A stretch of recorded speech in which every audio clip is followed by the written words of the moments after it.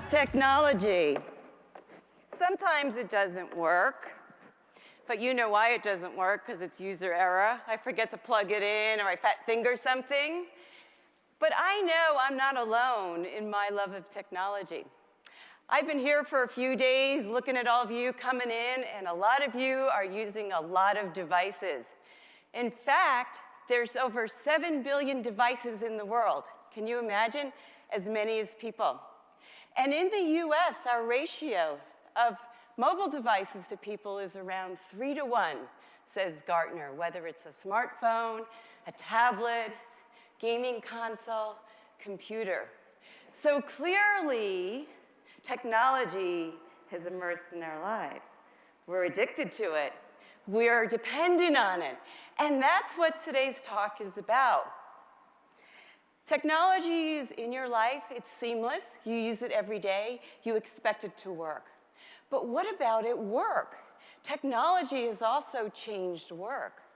And in fact, what I did is I pulled together primary research, secondary research, and a think tank of leaders just like yourself from different industries, different size firms, to talk about what are some of the forces that are changing the landscape for all of us in the workforce.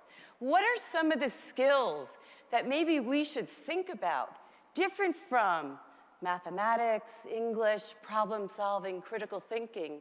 They don't go away, but are there different skills that we have to think about now in a digital world?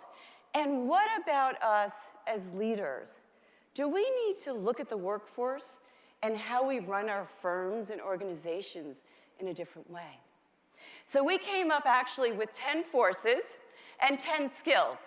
Now, we don't have time today to go through all of them, but I'd like to share with you a few. So let me just pick out a couple of forces. Number one, extreme longevity. Did you see the research report? We're living to 115. You're hoping you will, right?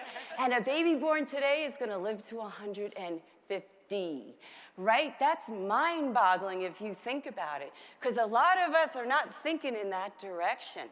And even if you say, no, I'm not going to live to 115, we've got medicine, we've got pills, we can replace your hips, your knees, your eye, we can do it all, and even edit your baby's DNA to make sure as you live longer, they're around to take care of you.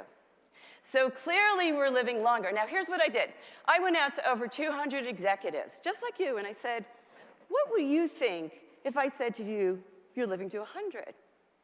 And they said, and executives like yourself are very pensive, and they go, Tracy, if I'm going to live to 100, I'm going to have to afford to live to 100.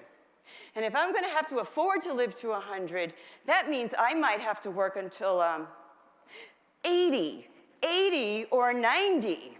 That wasn't my plan A, to work till I'm 80 or 90. I have to start thinking about plan B. That means I'm going to have to stay healthy enough to live that long and work that long. I'm going to have to stay educated enough to be able to work that long, and I'm going to have to stay technical enough to be able to work that long.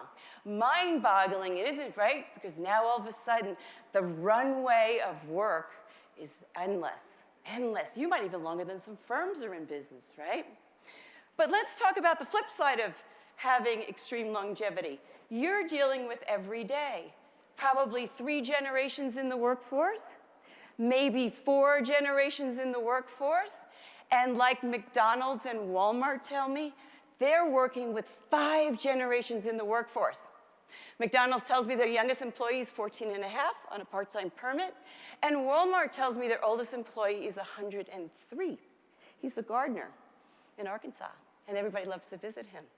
Amazing, right? But you know now what happens when you have multi-generations in the workforce.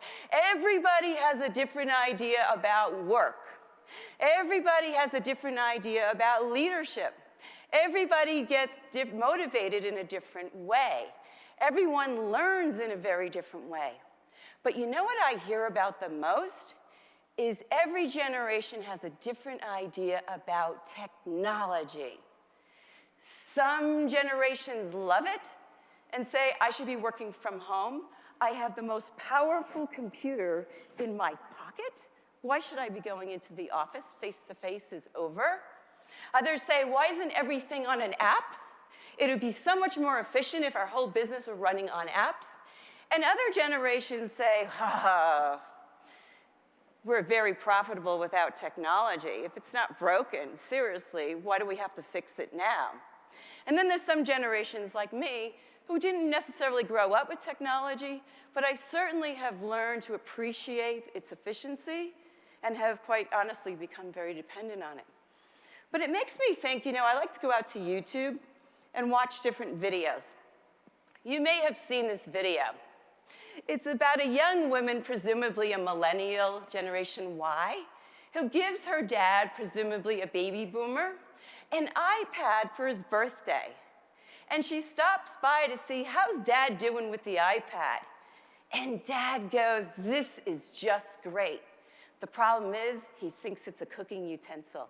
Let's take somebody you know. We live in a VUCA world, another force, volatile, uncertain, complex, and ambiguous. I heard it's an Army War College term that means the day in the life of a first responder. You never know what's going to come at you. And that's what startups, CEOs of large firms, public companies, and private companies say.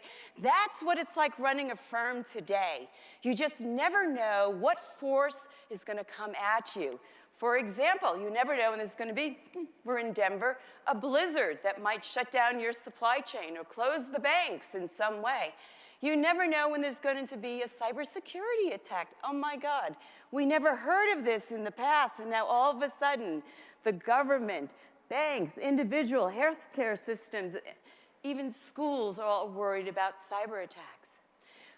But you know what? You never really know, as executives are telling me, today, different than the past, is when that itty-bitty competitor comes out of nowhere and eats your lunch. Like Uber. Who ever heard of Uber? Now it's the largest transportation company, and they don't own any cars. How interesting is that?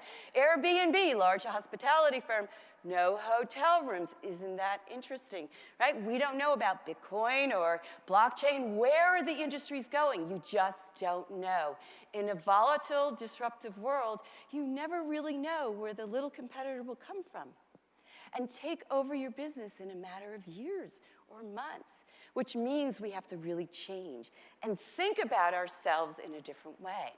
So as we're shifting from this classical world to a digital world, we also talked about some of the new skills that we need to think about. We came up with 10, but I'm only going to go through 3. Number 1 is multimedia is the new text. Do you know that 18 to 34-year-olds would rather watch a YouTube tutorial than read a book? Yet for some reason, we continue to deliver information in a very flat way. Yet we know that people like to be engaged with all kinds of multimedia. Let me give you an example. I travel a lot in business, and I happened to be in Amsterdam a couple of years ago. Happened to be around Christmas time, and it was cold, and it was dark, and it was rainy. And I saw all these people running downtown, like running to the center of town, very quickly, very sharply. And I actually thought it was a terrorist attack, and I don't speak Dutch. And I'm running with them going, is there a problem? And they go, no. I go, there's no terrorist attack or anything? They go, no. I said, what's going on? They go, it's a store opening. I said, a store opening? Why are we rushing downtown? What store is it? And they said, H&M. I don't shop there. Why are we running downtown? They said, because you've never seen a store opening like this before. Now, I'm going to show you. I took some tidbits while I was there. Let me explain to you what you're going to see about the store opening. Imagine you're in Amsterdam, dark gray buildings, and then video projection systems come from all over the city and project images on it. The entire city fills with sound, and you'll hear the crowd get excited about a store opening. Let's take a look. Are you ready for this? I was the first person with thousands of people trying to get in there. I didn't care if I didn't shop at H&M. I didn't care if I had nothing to buy. I was so excited over that experience. It got me. Multimedia literacy. Think about it in your industry. The flat data. How can we bring it to life to engage your employees, to engage your customers in a unique and different way? Sense making. In this world, there is tons of data generated every day from our phones, from our systems, from everywhere. And people are grappling with, how do I make sense of all this unstructured data and give it meaning? Well, I'll give you another example. There's a store out by me in Palo Alto, where I live, Palo Alto, California, called Nordstrom. People might be familiar with Nordstrom. Well, I get this phone call, ding, ding, ding. Hello, Tracy. This is Nordstrom Palo Alto customer service. Hello, how are you? Oh, I'm fine. Oh, well, Tracy, we're calling because we miss you. I said, you miss me? How could you miss me? You don't even know me. They said, oh yeah, Tracy, we know you. Thanks so much for opting in to email receipts about 4 years ago. We've been collecting data about you because you opted into that email receipt, and we know a lot of stuff about you. Well, we think we know what departments you shop in. We think we know all the brands that you wear, and we even think we know your favorite salesperson. Really? But we miss you. We miss you, Tracy, because you see, you come here every December and every July. Right, sales, right? And you missed December, Tracy. And then we started to think about, why would Tracy not come to Nordstrom in December? Because she's our regular shopper, so our data says. So we said, well, maybe because it's the holiday season, and maybe she was with family. Or, well, we can judge from her clothes, she's a business person, so maybe she's on a business trip. But God forbid you're shopping at a competitor, like a Neiman's or a Saks or an H&M. So Tracy, we're gonna leave you, and they did this, a $100 gift certificate right here at the Palo Alto store this July, because we miss you and we want you to come back. Click. That was the freakiest call I have ever gotten.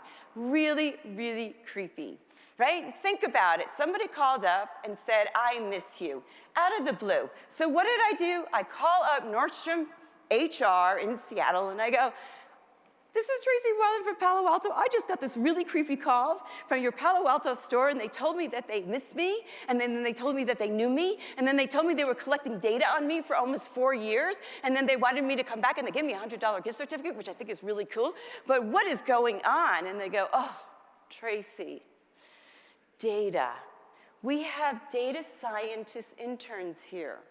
We have been collecting so much data on our customers, we don't know what to do with it. And we want them to help us really organize it so that we can get to know you, so that we can have a better customer relationship with you.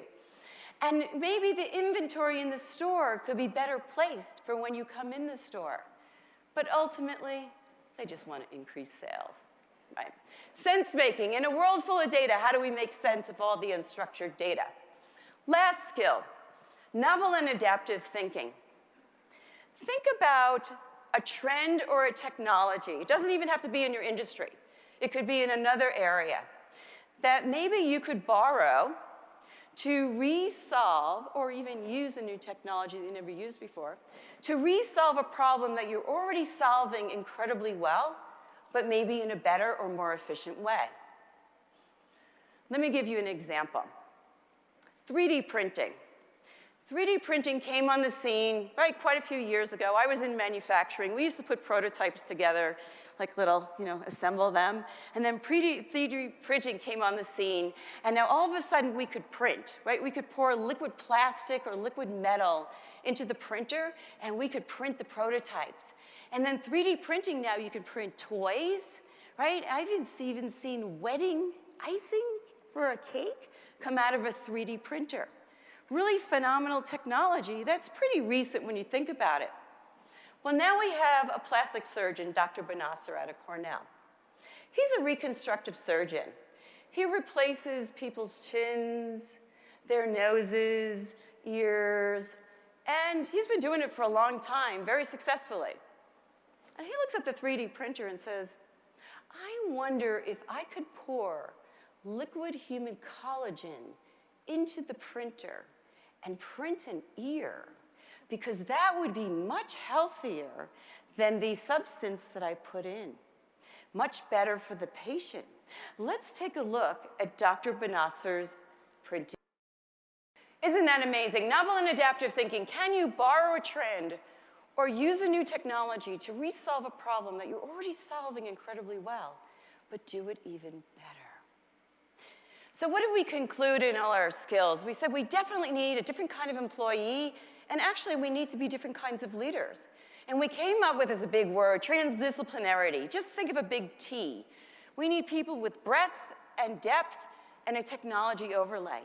Because to really compete today in a VUCA world, we need people who are visionary and strategic, but yet also specialized and generalist, but who can understand the competitive landscape and the new technologies that are emerging so that we can use them competitively. That's a tall order today and very different than in the past. And so what's on top of the minds of many leaders is, how do we innovate? How do we develop ourselves and our people to become T people? So we came up with a couple of concepts about how maybe as leaders we should think differently about how we run our organizations. We came up with a very long list, but I'm only going to give you a couple. Number one is that you remember when us as executive leadership, we did it all. We were the superstar. We can't do it anymore today. In fact, we need a superhero teams today. And superhero teams come in all sizes and shapes. In fact, we even want you to really bring in people who are smarter than you, who think different than you, crowdsource that innovation, and create that team, because that's what your competitors are doing. And we need to keep you ahead of the edge. So think about that superhero team and where you can find that unique talent to round you out so you don't fall into groupthink. Number two is succession planning starts at day one. Very interesting, yesterday I talked about a research study where we asked actually different generations at what point they thought they would be a leader. Our Generation X and baby boomers said we'll be leaders in our 40s. But our millennial Generation Y said, no, I'm going to be a leader in my 20s. And you know why they think that way, because they see Facebook, Uber, Airbnb, they see young people running and starting firms and running large organizations. So in their mind, why can't I be a leader in my 20s? So we as executives need to prepare for that. And you do it on onboarding. On day one, you bring in your all-star team, no matter what age they are, and say from day one on, every person in this room can be a leader. It's up to you to take the initiative. It's up to me to create the environment for you. So think about that in your onboarding of how can I bring in young talent and older talent and seasoned talent to really see themselves in leadership positions. Number three is, well, what you do is you say to your employees, you need to be entrepreneurs, right? The loyal employee is great, but doing the tasks is not enough anymore. I want you to think about your employees becoming more entrepreneurial. In fact, I would say to my employees, you see this job I'm hiring for you today? It's not going to look like this job a year from now. And I'll tell you why. It's because of you. You're going to be our T person. You're going to be the strategy and the visionary. And our business is going to look so different 1 year from today because of you. Because I trust you, you're smart, and that's why we brought you in the firm. So think about the entrepreneur, how to create your employees to be really reaching for the stars. Delegate. Pretty simple. Every executive said, pretty simple. Remember, you don't have to be the overseer anymore. In today's complicated world, you want to be able to grow your team, and you want to be able to delegate things. Give them the opportunity to take pieces and be able to let go and trust them. You can still oversee, but give them the responsibility that they really crave to have so that they can grow in the firm and really perform to their utmost. And finally, is social intelligence. Social intelligence is very interesting because it's different than emotional intelligence. Social intelligence is having the awareness, right, of how you're perceived and how to really, really articulate yourself with others. I ask leaders who have these great titles, they're directors and vice presidents and CEOs and COOs, if you didn't have that title, would people follow you? Because people follow leaders. Natural leaders, people just follow them because they know where they're going. Or are they forced to follow you because you have that title? But at the same time, I say to employees, if you could be voted on or off a team, what would happen? Would they vote you on the team? Or would they give you the boot, right? Because you're not really a team player or difficult to work with. So think about social intelligence. How are you perceived? How are you articulating? How are you communicating yourself to others? Okay. Last point. This is a very interesting video I'd like to share with you. It was sent to me from a music teacher. And the story to me is as interesting as the video. Music teacher, she teaches choir. Her students would come into class, right? And her colleague was Eric Whitaker. And he also was teaching choir in another school. His students were about 11 years old, 12 years old, around there. And every day, right, every week, they would come to class and they would get a song and they would rehearse the song and then they have to go home and practice the song. And then they would come back next week and then they would sing the song again. And they would get their next week assignment. Well, one of Eric's students, age 12, said, I don't want to wait till next week, teach. I'm going to film myself, video myself singing the song. And she sent it off to him by text and said, what do you think? I don't want to wait till next week. Give me a critique. Let me know how I do, and I'll redo the song and videotape myself again. And he said, this is a really interesting idea. Why don't I ask all the students in the class to videotape themselves singing the same piece and sending me in the videos? And then he said, well, why should I limit it to my class? Why don't I ask all the other teachers to ask their students to send in videos? And it went a little viral. And all of a sudden, he was getting videos from students from all these classes. And he put it together into a virtual choir. Now today, he pushed it out, made a multimedia built around it. Today, he actually has 8 of them because it went so viral. Today, people vie to get into his virtual choir.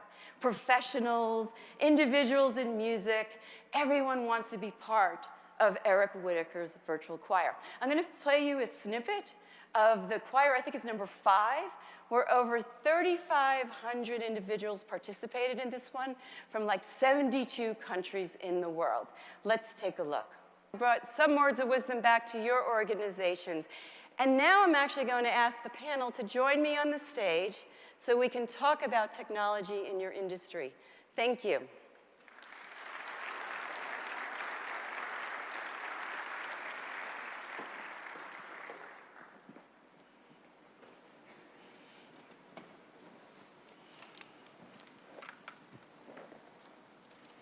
I have the pleasure of being joined today by 3 experts in the field to talk about technology and industry. To my left is Raymond Ramon, Fannie Mae's Senior Vice President of Securitization and Credit Technology. Raymond is responsible for providing corporate leadership, strategic direction, technology, and solution delivery to support the company's business objectives. He is also leading the initiative to integrate Fannie Mae with common securitization platform. Marianne McGarry is the President and Chief Executive Officer and partner of Guild Mortgage Company. Marianne leads the development and execution of the company's strategic plans and objectives and directs all corporate and subsidiary operations. David Schneider is the Chief Executive Officer of Stearns Lending, Inc. David is a seasoned mortgage industry executive with nearly 3 decades of experience. Most recently, he served as President of Ditech and Executive Vice President and Chief Operating Officer of Walter Investment Management Corporation. Please welcome with me Ramon, Marianne, and David. Okay, so that was a little bit of tech, and what I'd like to do is really dive into your industry. And first, I actually want to talk about people, because I think people kind of forget about people and when it comes to technology. So David, let me start with you, because you mentioned when we talked on the phone, you were very positive about technology with customers. Can you explain to me why and how you use it? Yeah, I think as we look at our business and how we interact with the customers, we think of it in a few ways. The biggest in my mind is giving them choice and giving them the option of how they want to interact. We think we'll always have loan officers in the street, and we'll always have people who develop those relationships, but customers who have the choice of, do they want to do the loan over the mobile device, or would they rather be more comfortable online, or would they rather just work with the loan officer and have the loan officer utilize the technology? So a lot of it's around choice and giving the customer the options, what they're comfortable with. So you see it as a benefit, giving Absolutely. customers a choice. Mary, you run retail operations, and talk about people, and in your process, it is people business, isn't it? It is. Technology is a given, and we all know that it's essential in order to compete in today's market. But technology can't replace the human touch. And technology is not the differentiator, people are. So it's really people and technology combined that make a difference. So think about when you buy a home. Buying a home is a very personal and emotional experience. And it's not like buying a dress online. A mortgage transaction can be extremely complicated and has all these moving parts. So the future of retail lending is going to be the balance between technology and people, and how they best leverage technology to build relationships and trust and confidence with the consumer. That's how I think. I think that's fantastic, because there is a human touch to technology that people don't intuitively think about. Yeah. Ramon, I want you to talk a little bit about technology and teams. Is there an impact there, collaboration, benefits, positives about technology's use? Yes, so absolutely. We have spent a lot of time really leveraging a lot of the new technology tools and products that are available to really help our teams become more efficient, more effective in terms of how they operate. What we have found is we are better at communicating, we're better at exchanging information, and then for a lot of our teamwork, we're able to drive towards our same goals and deliverables, and we don't always have to be physically in the same place because of the type of technology exists. And there's just an endless number of tools that allow you to collaborate and virtually share information. Now, I will say where technology has aided us in being able to connect when we're in remote locations, there is still, and I think there always will be, a lot of power in people coming together to drive towards whatever goals that they're trying to meet. I think technology has allowed us to maybe do that less frequently, but it's still really important, the human touch. All right, I'd like to switch gears a little bit. Marianne, maybe you'll help me on this from the industry perspective. What do you think the role of the loan officer will be in the future as we become increasingly digital? Well, the role of a loan officer is constantly changing and evolving. And like to your point, it is connecting to the customer with technology and people, again. I believe that there's going to be a bigger divide with the role of a loan officer. We'll have high-tech, low-touch, if a customer chooses that path, and we'll have high-tech, high-touch. And both will be important, but they'll have choices. And the key, I think, in the future is that the loan officer is not going anywhere. They'll still be very valuable.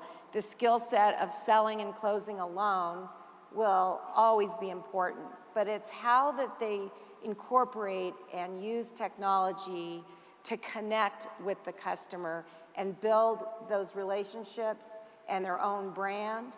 And I'd say also social media.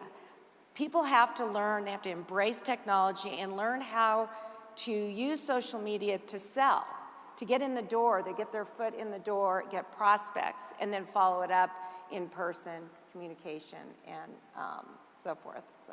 Thank you. So Ramon, you know, I show the virtual choir. That's a decentralized choir to the maximum using multimedia. Do you think your industry will be centralized or decentralized, or what impact do you think technology will have? Well, I think technology will offer us more flexibility. And I'll kind of relate your question to the type of workspace that we use today.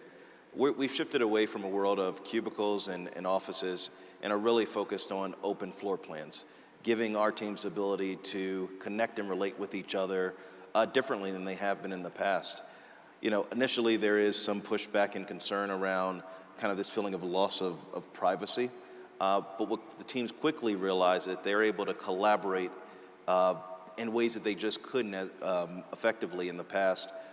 We've also started to use new execution techniques like, new for us, like agile execution versus a waterfall approach to building products, or using design thinking techniques to connect with our customers differently and really understand what are the things that are important to them. You know, the open floor plan allows for that collaboration using some of these new techniques to happen really effectively. So David, let me come over to you. You know, 5 generations in the workforce, every generation has a different view of technology. Are we creating a digital divide, and are we at risk in your industry by bringing in more technology? What are your thoughts? I actually think technology makes it easier. And I think there's, I think people underestimate how people adapt to technology. The example I think of is my dad. I mean, when I first gave my dad a computer, he said, well, why would I ever need this? And then he has his eBay empire going, and then he gives his mobile app, and now he can expand it and look at the tag sales. So I think people use technology, they're gonna embrace it. We need to teach them how to do it and why it benefits them. And Mary and I were talking, and we were talking earlier about making sure that you're pairing up, newer entrants, millennials, with some of the older workers, and getting the best of both, because they have different skill sets that they bring to the table. And I think if you can do that, give them the right tools, and give them the opportunities to see how the technology makes their job easier, I think they'll embrace it. We think about loan officers, and the bad news is the loan officers keep getting older in terms of average. Good news is they're going to live to 115, so that's a positive. Yeah, I get that one. So I don't really have to worry about it anymore. But they'll get it, and they'll use it, and some will adopt more. But what will happen is they'll see loan officers becoming more successful, who use technology, who work with their customers, and people will start to pick it up more. Well, since you mentioned millennials, I want to talk a little bit about the recruiting process and new hires. And let me start off with Ramon. What kind of skill sets are you looking for? What's your expectation of new grads coming into your organization? Sure. So I'll tell you, one of the big challenges we have right now is finding a lot of resources, a lot of talented people who have a lot of these newer technology skills initially. And we've recognized that in order for us to be really good in terms of leveraging these technologies, that we're going to have to invest in training a lot of our own resources and find the right partners to help us along the way. So when it comes to recruiting, it's a space where I spend quite a bit of time.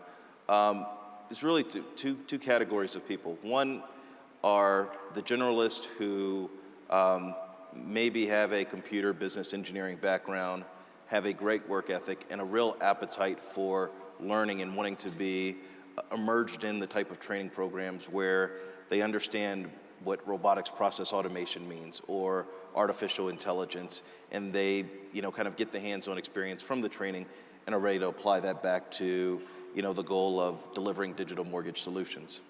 And then I think there's the other group of folks who are programmers, who are really immersed in these kind of technologies today, who are very attracted to companies like Google and Amazon. It would be great if we could figure out kind of the right incentives to bring those folks into our shop, because again, they would help accelerate our learning, but also be beneficial to other people that we're training and growing. Amazon's everywhere, aren't they? Let me ask David, you said to me on the phone that mortgage banking is rarely a purposeful career choice. On purpose, career. Right, and I felt kind of sad over that. So people don't wake up in the morning and say, I want to be a mortgage banker. How, what are your thoughts on that and how we can change that? Yeah, I think for all of us, I mean, I don't think any of us, well, maybe some of you did, but I didn't grow up, every day and say I want to be a mortgage banker when I grow up. But it's happened, and I think what you find is that those of us who are in it, we love it because what we're doing has great purpose of helping people get their first time home and helping them build neighborhoods and families. I think what we need to do, and one of the things I'm excited about with technology is I think it can become something that millennials will come in and say, if I understand the mortgage process, and I utilize the technology, that's a little more interesting than writing down on a 1003 and taking an application and wading through a lot of paper. It's interesting, my daughter actually, we just launched our digital app the other day, and we had a picture of a update on the Apple Watch of your loans approved. And, I got the biggest compliment I can get from a millennial daughter is, Dad, that's really cool. So, Is she going to become a mortgage banker now? I doubt it. So Mary, where do you think, where's the new blood going to come from?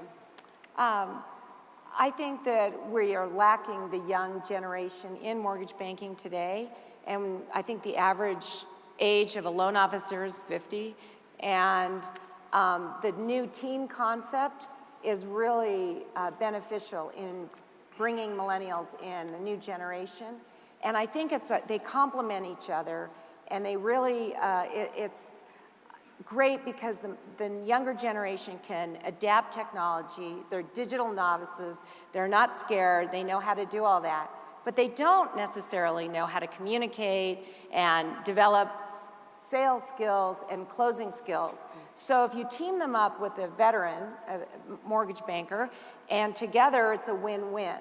They benefit from the creativity and learning that the technology isn't that scary, and then the younger generation learns the skills of how to communicate in person and really, connect with people, not just online. So I think that they complement each other, and I think it's really good for the future of mortgage banking, and it's going to help train and really bring in a new generation to the business. Thank you. I would like to open it up to the audience. We have microphones set up, I believe. And we'd like to see if we can have some questions. Is anyone specific for the group or an individual in particular? Oh, you can't be that quiet. Thank you. Yes.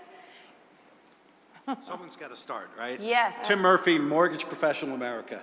I've got a question. When I talk to people, they now say that they put their emphasis on some of the softer skills. Because technology is moving so fast, that to recruit people for a specific technology isn't really their first priority. Instead, they're looking at people who are comfortable with data, comfortable with technological change, ability to learn quickly, ability to be part of a team.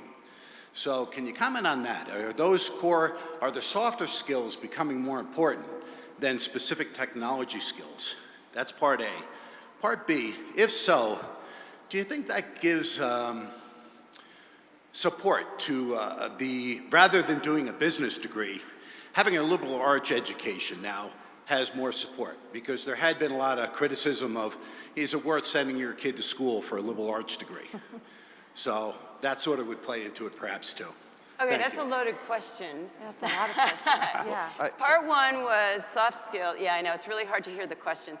Part one is all about the soft skills and what are you recruiting for, specialized or soft skills. Part two is education really keeping up and training, right, students to be prepared to work into the workforce.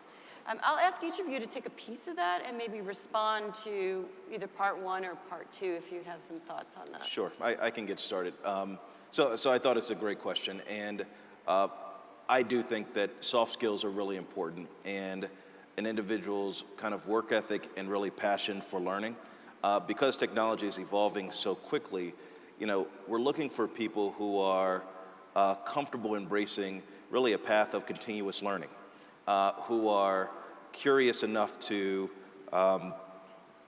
focus on learning the technologies today, but recognizing that in order for you to continue to contribute and be highly valuable to the organization, this is a process that doesn't come to an end. So soft skills are important, and I think that passion for continuous learning. Mary and David, comments? Well, I'll take another part of the question on the education. So I don't, like you said earlier, I didn't go to college and learn or study to be a mortgage banker. It's a very unique type profession, and you learn it when you get, you go into the industry. So I think college, if it teaches you how to learn and research and embrace technology, then you can be successful. And looking just for skills and characteristics in recruits is probably more important and valuable. But once they get into the industry, you have to be able to learn. And it's very specialized and it's really fun. And once they get in, no one leaves. It just gets in your blood and you're done. I agree. I think on the education, I think there's one unique area where we should probably think about is really working as an industry closer with community colleges and vocational schools, because it's, we don't need, for a lot of our jobs, we don't need 4-year degrees. We need people who have the great social skills, who want to work with their peers, who want to help customers, have a great sense of customer focus. But also, working with those community colleges, I think you can train them on the specifics they need to be an underwriter, or how to process or close a loan, or teach them the sales skills of being a loan officer, and what that's really all about. Very good. Thank you for that question. Do we have another question? Thank you, sir. Could each one of you tell us a technology initiative that you're working on right now that has to do with customer experience? And further than that, tell us how you're doing the dynamics of the team that's working on that. In other words, you got different age range of people working on the team, different experiences. How are you making that happen? So we're, as I mentioned earlier, the big thing we have going on is the rollout of our digital app and our mobile app. So this is, allowing customers to, do their full application process and update their employment information, their asset information through the mobile app. The key to us with any technology is to make sure you have a good collaboration between the technologists and the people out in the field. I think we've all seen a lot of cases where you come up with this great technology and the people in the field say, well, that's interesting, but it has no relevance at all to what I do. So that collaboration to me is really important to make sure you get something that utilizes all the technology that the field may not be aware of or think about, but also has something that the field embraces and serves the needs, most importantly, of our customer. Mary or Ramon? Technology is really a tool that enhances productivity, efficiency, and customer service. So right now we're working on and we're rolling out technology to really make it easy for the loan officer, because that's critical. We have all these applications. They've got a CRM over here, and they're using Salesforce here. Then they have campaigns and marketing software they use here, and then they have their processing, and then they have their online app. And then they have to input in all these different places. So we're connecting it 360 degrees. We've created a command station, if you will, where they go into one sign-on, and then it connects to the digital app. The online app comes in. They can see any time. They have their CRM, their prospects, all their client base, everything right there, every loan they've ever closed, all at their fingertips. And they say, oh, interest rates have gone down. I got to create a campaign. Then they click on their campaign. They first create it. They have all the data. They have all their customers. And then they connect and they send it out. They email it. Then they can add a task and have their team member call on them, follow up on this. So constantly they're touching the customer, they're staying in front of the customer and making the process much more efficient, where they can just get down to really communicating with the borrower and make the program the best fit possible and do what's right for the customer. And so it's just really about connectivity and using everything and then working together as a team through technology to reach your customers and build relationships. So that's what we're doing. Mom, what are you rolling out? Sure, and one thing I can share is we are working with our lenders and servicers on creating new ways to exchange data and provide access to some of the functions that we create. And so, part of this is we're executing using an agile product development methodology. We are working very closely with our customers, almost embedding them into kind of our product development process. So we have, improved clarity on kind of what their expectations are. And then we are investing a lot of time training our full-time employees where we may have gaps in skills that are necessary. As we look at how do we, kind of build the kind of interactions we want to have as it relates to data. Thank you, very good question. Another question? Yes, sir. So the title is Digital Disruption, and it feels like we're mostly talking about what I would call linear technology improvements, things that help efficiency, as Marianne was just describing, right? We can do things faster, we can communicate better. So in one of your examples, Tracy, you talked about the 3D printing. Well, as you probably know, we're printing 3D houses now, Yep. right? So, and you mentioned Airbnb, where I guess it's the second largest hospitality company in the world that owns no hotels. So I'm interested in what the panelists are thinking about in terms of disruption. So I'll give you a small example that Fannie Mae announced, I think it was last year at this conference, a sort of disruptive technology in the valuation arena. So Fannie Mae can now get in a nanosecond the valuation on a refi. So what does that do to the appraisers of the world, right? We've also seen technologies coming into play on engineering and inspections, right? And they can be done by drones. Again, these are sort of disruptive and sort of linear, but I'm interested in, 10 years from now, when the folks that are 20 or 30, or the folks that are 35 or 45, and they've been used to making decisions in a whole different way, and networking and connectivity, how do you think about that disruptive technology arena? I think it's a great question. So each of you, what is the disruptor that you fear or you're looking forward to?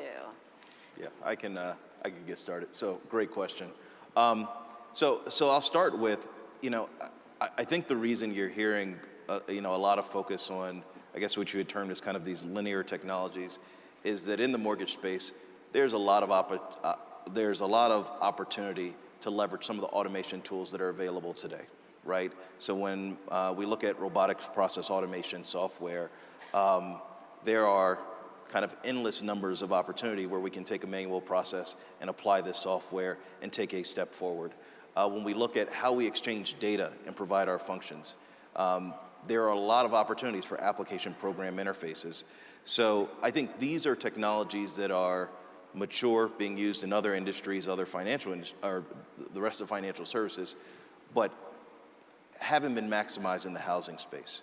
When I look beyond, this work, I think that over the next probably 2 to 3 years, there's going to be a lot of discovery around what are the use cases that make a lot of sense for machine learning, other artificial intelligence type of solutions that whether it's kind of fraud or risk management or even some aspects of decisioning, that the industry starts to feel more comfortable with leveraging these kind of technologies. I think blockchain is another area where we're paying attention, we're engaged, that 4 to 5 years from now, that you will see kind of more people embracing where blockchain fits into the housing space. So I think those are some of the big ones that are on the horizon. Stop there. Mary? Well, I think it would be a big disruptor if they narrowed the products to just a small box. Then there isn't any need for variability and counseling borrowers. If it was just so easy that they could get everything with all the data tools and analytics and just you either qualify or don't, and it's a 30-year mortgage, it's one way, I'm not sure that could ever happen, but if they did that, that would be a huge disruptor, and it would be completely automated and take out, well, I guess unless they change the LO comp, or they have to have a loan officer at least to sign the app, that could be a real disruptor to the industry. David? You know, I agree on the thought around the robotics and the artificial intelligence. I think that will really change the way we deliver our product. You know, on the other hand, you know, I think the big challenge in the industry is so much of what we do as mortgage bankers is highly dependent on Fannie and Freddie. It's highly dependent on the government, you know, with FHA, VA, and you know, as much hope as I have for radical, disruptive things coming from the government, I'm not sure that's going to happen. So, you know, I think we'll all have to just see how that works out. So with your Nordstrom story, I think that's going to You're collecting data on me too? Yeah, from sooner than later, I think artificial intelligence and tracking behavioral statistics, or you know their FICO score, you know they've been in your portfolio, servicing portfolio for 4 years. It might be time that they're moving up. You can tell if they're on Zillow for, you know, how many times they've done that. So you trigger it. You can push leads back to your field, your loan officers, and you know, then they have to call the right way, not, hey, I see you're looking in Zillow and you're buying a house, or they should say, you know, hey, it's about time, you're just checking in and building that relationship, but not let them know that they have all this data on them and everything they're doing is being watched. Like your comment, that was very insightful. Then we could be that, We have a new house ready for you, and ready to go. Excited. Do we have time for one more question? Yes, thank you. Okay, so the mortgage industry has been through kind of a technology revolution, so to speak, over the last couple of years. You know, it's everything from process improvements to digital marketing campaigns. Do you see our industry changing from the traditional consumer direct model and retail model into a more integrated platform as a result of the technology changes that are happening now? You know, I think it's interesting. Fannie Mae did a survey and it asked customers, I don't know if you saw this data, but it asked customers about how they want to interact with their mortgage company, phone, online, or in person, and how they want to interact today, and then how they want to interact tomorrow, 5 years from now. And the one category that went up more than any was in person. Mm-hmm. And, you know, I think, you know, Marianne mentioned it earlier, so much of what we do, I mean, it's a mortgage transaction. It's not done every single day. You do it a few times in your life. So I think there's going to be, you know, there will always be a role for the retail loan officer who's out there, who has the realtor relationships, who's sitting at the builder sites, taking the application when the customer walks into that new home, and helping them through the process. Digital and technology aids it. I don't see that face-to-face disappearing.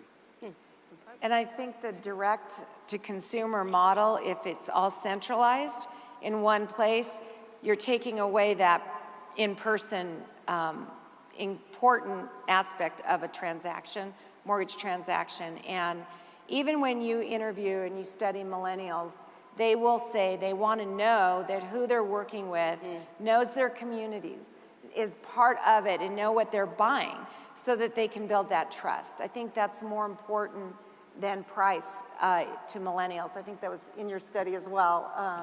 So I think that brick and mortar, as much as you think it should be centralized, and theoretically you think that's the trend, I think it's not going to happen, and they might be smaller offices, maybe some virtual ones, but it will be that people will still be in the communities you serve, and I believe they'll still have to have that human interaction. Yeah, I agree with my fellow panelists. I would just add that human touch will always matter. I do believe with you know, this big shift to digital that a lot of products and platforms will be more closely integrated, and I think that's what APIs and improved automation will bring to the table. Thank you. Very good question. I'm going to end with one question to the panelists, because it came up yesterday. You know, how do we create this super team, this diverse workforce? How do we bring in the new talent? And my question is how do we make this industry hot so that everybody on the planet really wants to line up out the door and take your job and be in your industry? Do you have any cutting edge ideas on how to make this industry sexy and hot. Sure. So Start with you. I will start. So I've been in the mortgage space for the last 18 years, and I think this stuff is really cool. I think where we've fallen short is to the next generations of people. We haven't helped them recognize that this is really cool stuff that we're doing. I go and I recruit at different college campuses, and when I ask them, you know, what do you think that Fannie Mae does, or what do you think of the mortgage industry, they talk about, first of all, they don't talk about technology. They talk about a lot of paper. They talk about a long process, but they're not the kind of buzzwords to say, all right, these are people who are excited about really coming into this space. So, you know, my idea would be we need to invest more time at the college campuses talking about robotics, around machine learning, about blockchain, about digital mortgage, the new ways that we want to interact with our consumers, new techniques we're using to connect with people, the things we've learned from the technology companies that are really applicable to what we do in the housing space, and really paint a clear picture of what we collectively believe the future is in this space, which is very different than our past. I think that's where the opportunity is. Marianne? I think teaching in college and bringing more awareness to mortgage banking and the opportunities that exist within all areas of mortgage banking would be really helpful, because today when we get a new employee that doesn't know mortgage banking, or a recruit that we're training, one, it's difficult for the first 2 years. They have to learn a lot. They don't get paid well, so you have to have a lot of patience in order to get that, to advance in the industry. And it's not easy, and it's very complicated. There's just a lot involved, and it's ever changing. So you have to tell people how fun it is, because if you like change, you like to learn all the time, that's the kind of industry it is. Fast-paced and fun. David? I think it's reminding people what we're really doing. And to me, so many of the millennials, they want to be engaged in something where there's a purpose and there's a, you know, what they do. And, you know, I think we have to remind people, and especially as we've come out of the, 9 years past the crash, and a lot of millennials saw how difficult that was for their parents, and so they come out of it. I think reminding millennials and new entrants that what we're doing really does matter. It gets people in homes, it builds neighborhoods, it builds families. It's not just a mortgage. The mortgage helps them get that greater purpose. 3 great ideas: make it sizzling technology, make it fun, and make it purposeful. I'd like to thank my panelists, David, Marianne, and Ramon, for joining me today. I'd like to thank you for your questions. The next panel will start at 5 o'clock, and I hope you have a wonderful rest of your evening. Please thank the panel with me.